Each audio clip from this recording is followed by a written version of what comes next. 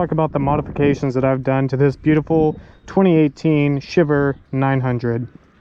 I think I'll do it in order. I started with this just battery tender phone charger. Anybody that has a bike or rides long distances knows how important it is to have a phone charger. So this just plugs right into your battery tender and keeps your phone juiced. Next thing I did after that was put on these Oxford heated grips, and let me tell you right now, these are a game changer. If you've ever lived in the Pacific Northwest or really anywhere else in the country that gets cold and you want to ride through winter, you're gonna need a pair of heated grips. Now, you may not have to spend $100 and get the Oxford heated grips. These are roughly $80 to $100 depending on where you're looking.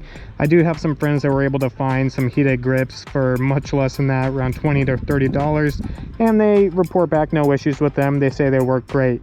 But if you want to go with a brand that, you know, is reputable, has a lot of good reviews, and, you know, I can say for myself right here, right now, that they get hot as fuck and they feel great against your cold hands, absolutely opt for the Oxford here. Again, these are an absolute game changer. I probably wouldn't have been able to ride all throughout winter if I didn't have these. The gear just wasn't sufficient. My hands would get cold. And the beautiful thing about heated grips is it circulates, you know, warm blood through the rest of your body, like effectively keeping the rest of you warm as well.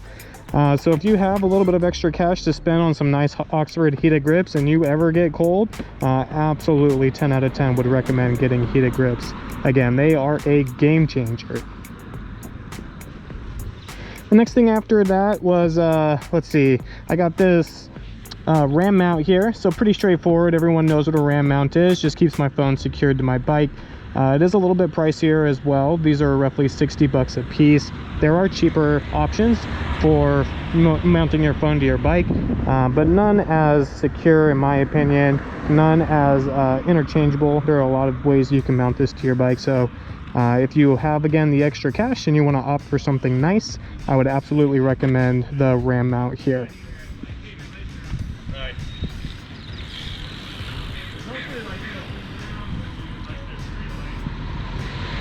After that, I went with these T-Rex frame sliders here, T-Rex Racing down in Texas. The funny thing about the T-Rex frame sliders is I actually had to have somebody from the Aprilia Shiver Facebook group even tell me that they existed. I was not able to find reasonably well-designed frame sliders for the Shiver 900 pretty much everywhere I looked. Revzilla didn't have them, Cycle Gear didn't have them, just nothing really bike specific for the Shiver. So actually somebody informed me that T-Rex Racing down in Austin, Texas, I think they're in Austin, please forgive me if I'm wrong, but they actually make custom frame sliders for the 900 here. So as you can see, they look great. They're really well designed. They're very, very high quality, just very durable. They go, you know, right through the engine mount. So I think they're a great design, and I just love the 900 on them. I think it adds such flavor to the rest of the bike. Absolutely matches the font and the color of the Shiver 900 sticker on the back of the bike.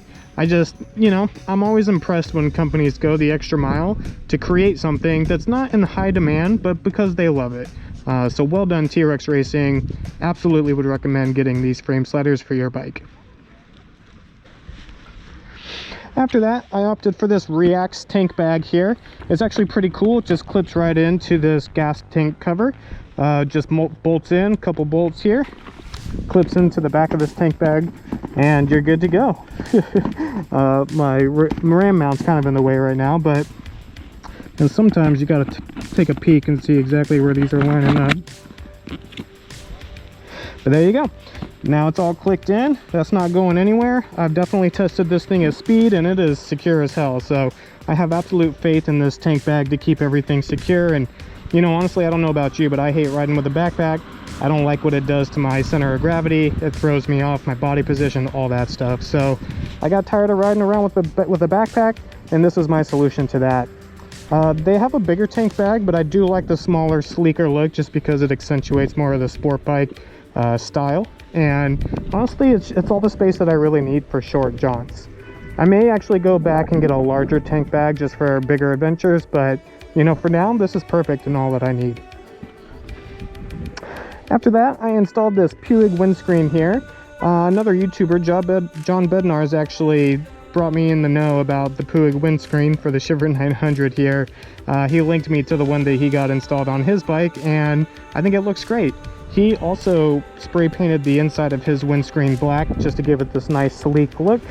I opted to do the same thing, except I also added this nice red stripe down the center.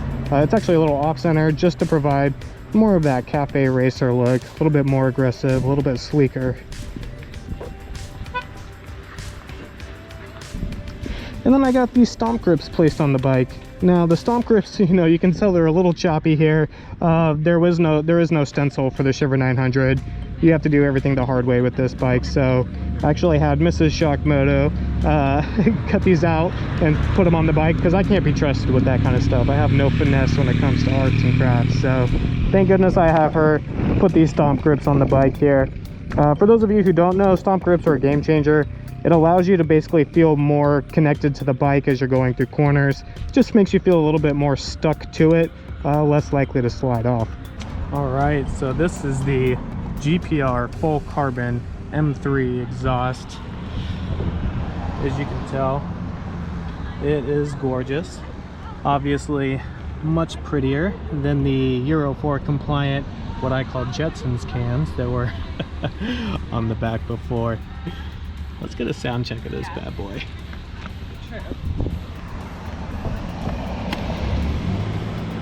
And before anybody says it, I've been riding my bike around for an hour now. It is fully warmed up and we're ready to go.